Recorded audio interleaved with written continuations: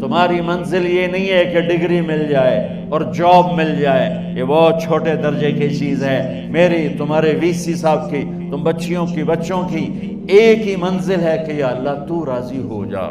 اللہ تجھے مرنے سے پہلے حاصل کرنا ہے، ڈھونڈنا ہے، پا لینا ہے، راضی کر کے مرنا ہے۔ لیتک تحلو والایام مریرۃ ولیتک ترضی والانام غضاب ولیت الذی بینی وبینک عامر وبینی وبین العالمین خراب ولیت الشراب من ودادک صافیا وشربی من ماء المعین السراب فاذا صح منک الود فالکل حین وکل الذی فوق التراب التراب۔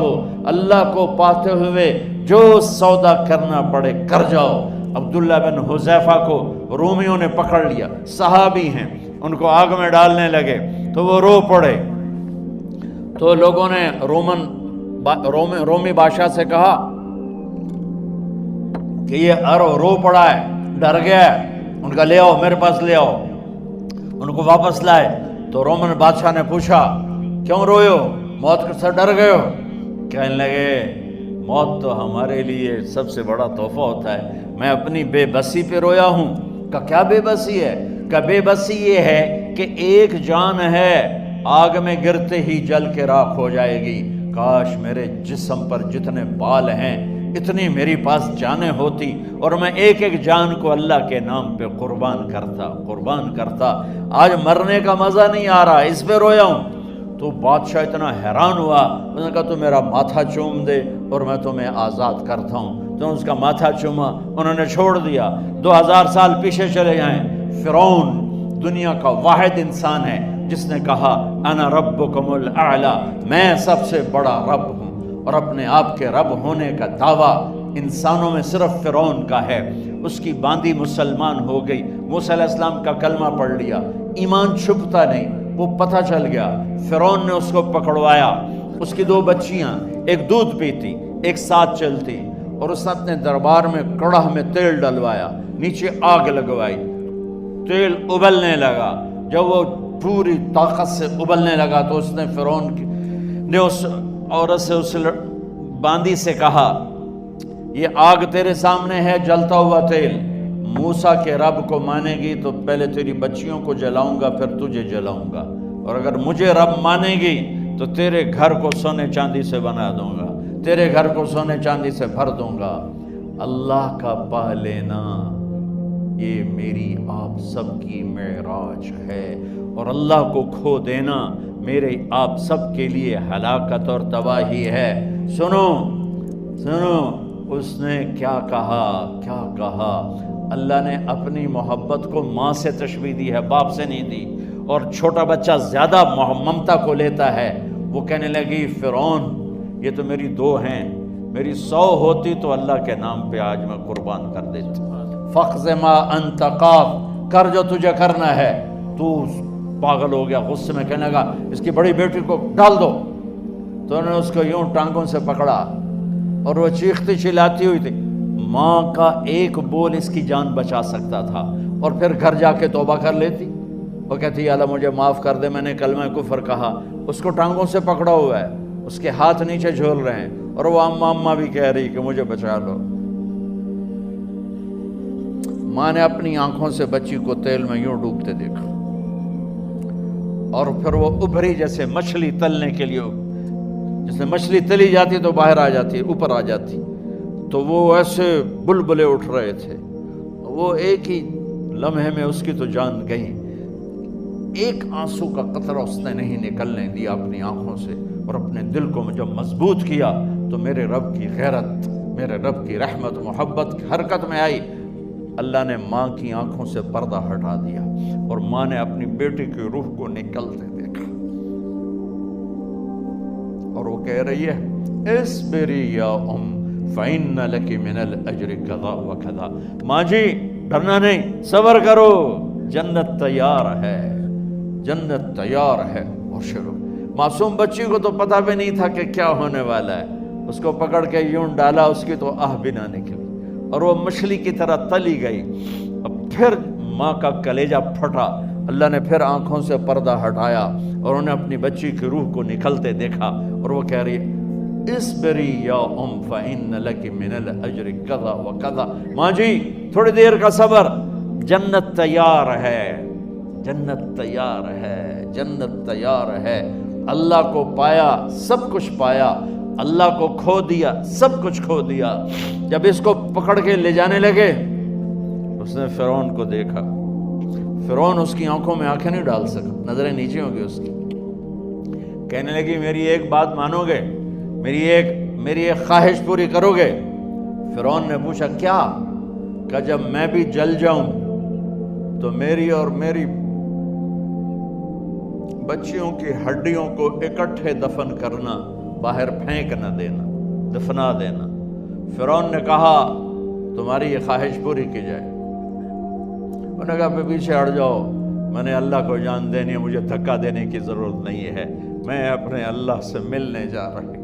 سبحان اللہ، جب اللہ مطلوب ہوتا ہے تو موت محبوب بن جاتی، جب اللہ کی نافرمانی ہوتی ہے تو موت سے نفرت ہو جاتی ہے، مرنا عذاب نظر آتا ہے۔ وہ چھلانگ مار گئی، اللہ اکبر کا نعرہ لگاتی ہوئی، ہڈیاں ادھڑ گئیں، گوشت ادھڑ گیا، ہڈیاں باقی رہ گئیں۔ فرعون نے کہا ایک ہی جگہ ڈال دو، سب کو دفن کر دو۔ دفن 2000 سال کے بعد بچوں بچیوں، 2000 سال کے بعد موسیٰ علیہ السلام کے 2000 سال کے بعد جناب رسول اللہ صلی اللہ علیہ وسلم دنیا میں تشریف لائے۔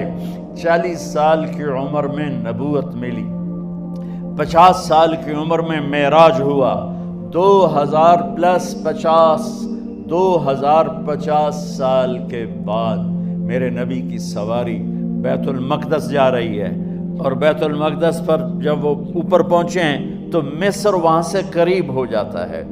جب وہ اترنے لگے تو میرے نبی نے کہا جبریل جنت کی خوشبو آ رہی ہے، جبریل جنت کی خوشبو آ رہی ہے۔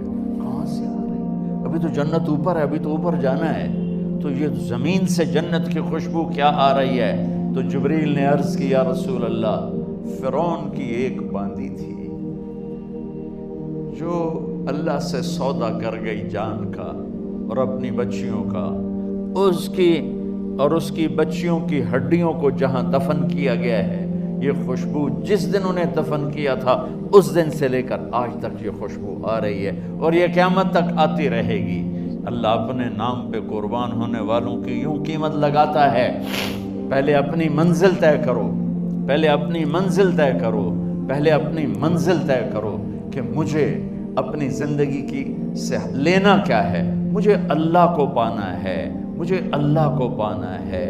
میں نے اللہ کی قسم، اگر اللہ راضی ہے تو پھر موت سے بڑھ کر کوئی تحفہ نہیں، اس سے بڑھ کر کوئی خوبصورت پیغام نہیں، اور اگر اللہ ناراض ہے تو موت سے خوفناک کوئی پیغام نہیں۔ عمر بن عبدالعزیز 3 بر اعظم پر حکومت کی، عمر بن عبدالعزیز، بنو امیہ، مروان 9 مہینے حکومت کی، اس کا بیٹا عبد الملک بن مروان 21 برس حکومت کی، اس کا بیٹا ولید 10 سال حکومت کی، اس کا بیٹا سلیمان 2.5 سال حکومت کی۔ اسی تخت پر بیٹھے عمر بن عبدالعزیز۔ پہلے چاروں نے اللہ کے شریعت کو قربان کیا حکومت کے لیے، عمر بن عبدالعزیز نے اپنے آپ کو قربان کیا اللہ کے لیے، حکومت کو پاؤں کے تلے رکھا اور اللہ کی رضا کو سامنے رکھا۔ ان کو زہر دیا گیا، جب ان کی موت کا وقت قریب آیا تو انہوں نے رجا بن حیوہ کو بلایا۔ سننے والی بات ہے بچوں، ان سے فرمانے لگے سنو، میں نے 3 بادشاہوں کو قبر میں اتارا۔ اب بچیاں تو قبرستان جاتی نہیں، ہم تو اپنے ہاتھوں سے قبر میں اتارتے ہیں اور اوپر مٹی ڈالتے ہیں اور اوپر اینٹیں ڈالتے ہیں اور پھر منو مٹی میں دبا کے واپس آتے ہیں۔ یہ منظر آپ بچیوں کے تو دیکھنے کا بھی نہیں ہے۔ وہ کہنے لگے میں نے 3 بادشاہوں کو مٹی میں ڈالا، لیکن ان کے کفن کی گرہ کو جب کھول کے دیکھا تو ان کے چہرے قبلے سے ہٹ چکے تھے اور رنگ ان کے کالے پڑ چکے تھے۔ ولید بن عبد الملک، سلیمان بن عبد الملک، عبد الملک بن مروان، عبد الملک باپ، ولید بیٹا، سلیمان بیٹا، یہ تینوں کا ان کے چہرے کالے ہو گئے تھے اور ان کا قبلے سے منہ پھر گیا تھا۔ اب میں مرنے لگا ہوں، مجھے پہلے ضرور چیک کرنا کہ میرا اللہ میرے ساتھ کیا کرتا ہے۔ پہلے تینوں کی ظلم کی حکومت تھی، ان کے چہرے قبلے سے کیوں ہٹ گئے؟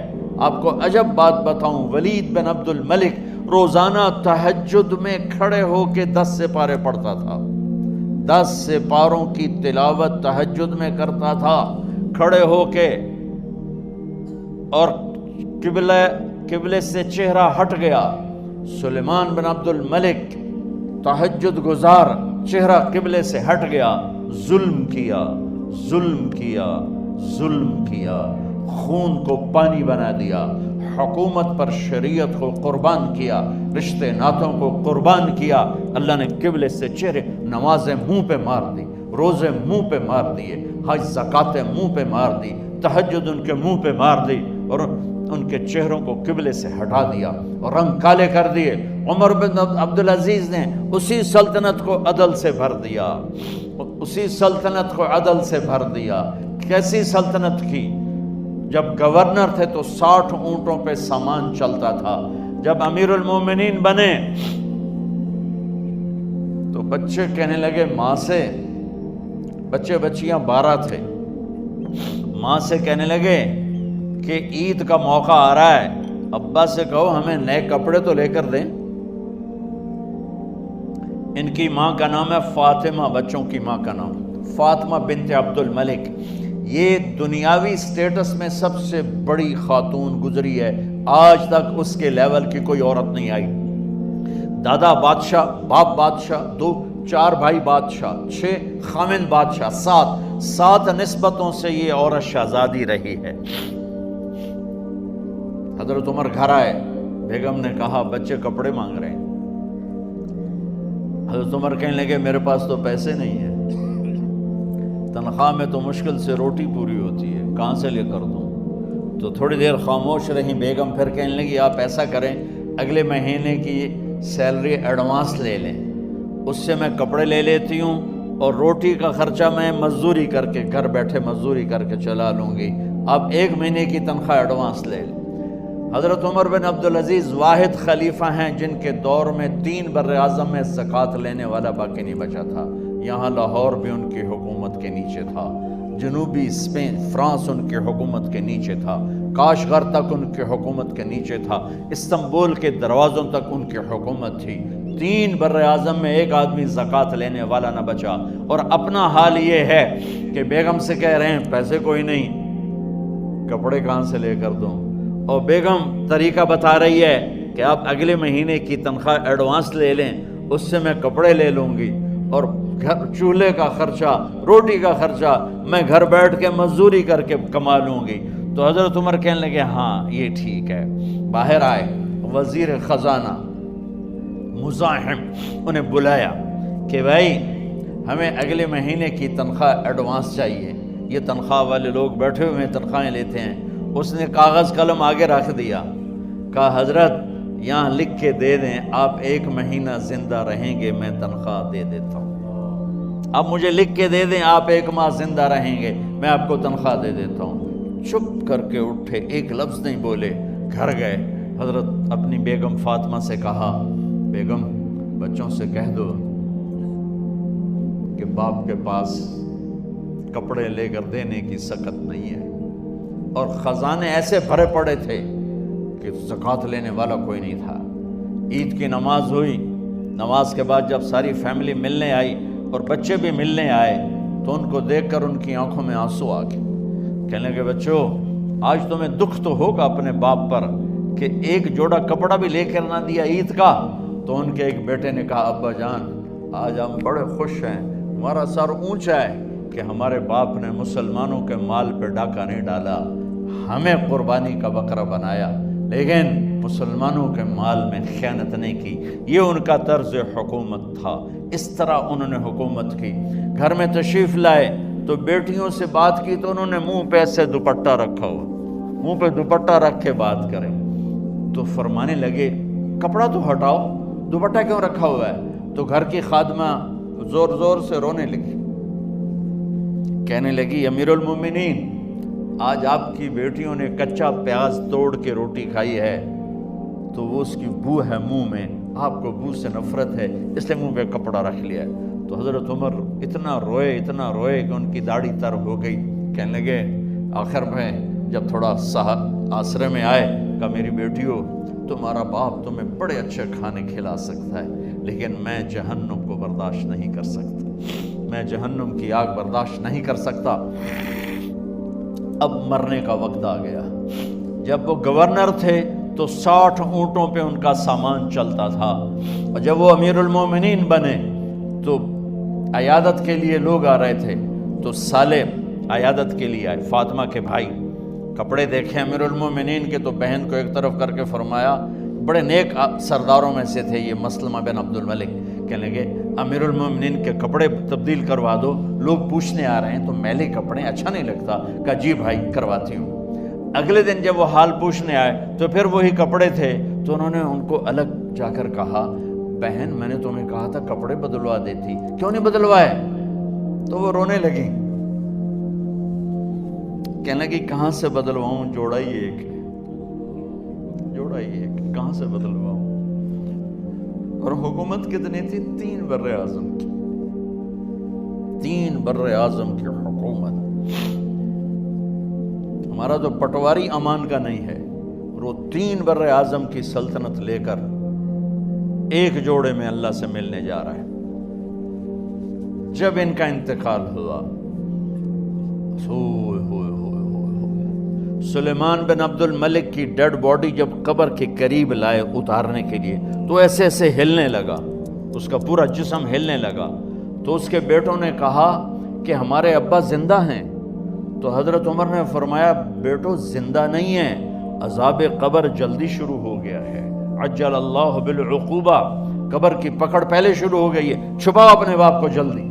جب عمر بن عبدالعزیز کی ڈیڈ باڈی قبر کے قریب کی گئی اور ان کا بھائی اتارو، بھائی وہ باتیں شروع ہو جاتی ہیں، رومال ڈالو، چادر پکڑو، ادھر سے پکڑو، تو ایک دم ایسے ایک پرچہ ہوا میں اڑتا ہوا سب نے دیکھا، وہ آتے آتے آتے آتے آتے آتے یوں آ کے حضرت عمر کے سینے پر گر گیا۔ سب دیکھ رہے ہیں، جب پرچے کو اٹھا کے دیکھا گیا تو اس پہ ایک سطر پہ لکھا تھا بسم اللہ الرحمن الرحیم، اور دوسری سطر پہ لکھا تھا براءۃ من اللہ لعمر بن عبد العزیز من النار، یہ عمر کے لیے جہنم کی آگ سے نجات کا پروانہ ہے۔ 3 بر اعظم کی سلطنت لے کر وہ جنت کا پروانہ لے کر دنیا سے گئے۔ جب ان کو قبر میں اتارا گیا تو انہوں نے رجا بن حیوہ سے فرمایا تھا 3 بادشاہوں کے چہرے دیکھے قبلے سے پھر گئے، رنگ کالے پڑ گئے، مجھے تم نے دیکھنا ہے کہ کیا ہوتا ہے؟ تو رجا فرماتے ہیں جب میں قبر میں اترا اور ان کے کفن کی گرہ کو کھول کے دیکھا تو چہرہ قبلے کی طرف فکس تھا، اور مجھے یوں لگا جیسے 14ویں رات کا چاند قبر میں اتر آیا ہو۔ میرے عزیزو، طلبہ و طالبات، اللہ کو اپنی منزل بناؤ، اللہ کو اپنی منزل بناؤ، اللہ کو